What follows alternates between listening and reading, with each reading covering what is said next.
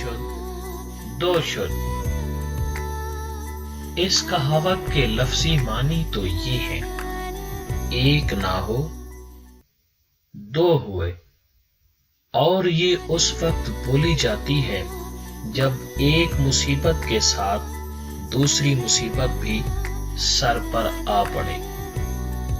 इस कहावत की कहानी यूं है कि एक शख्स मंत्र पढ़कर मुर्दों को जिंदा करने और दूसरा मंत्र पढ़कर उन्हें दोबारा मारने का जादू जानता था।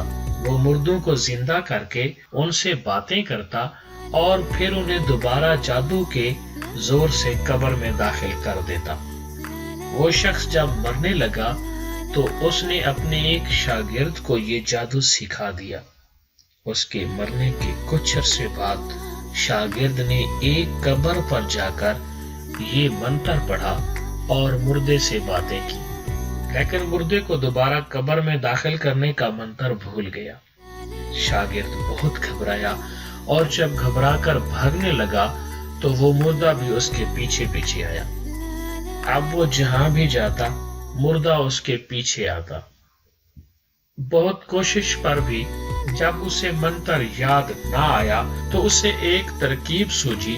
वो उस्ताद की कब्र पर पहुंचा और मुर्दे को जिंदा करने का मंत्र पढ़ा और उस्ताद के कब्र से निकलने पर उससे दूसरा मंत्र पूछने लगा।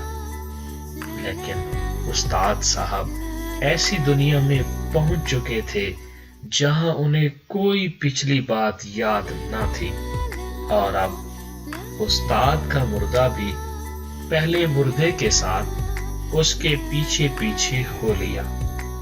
नतीजा ये कि शागिर्द वहां से ये कहकर भागा कि यक ना शुद्ध, दो शुद्ध।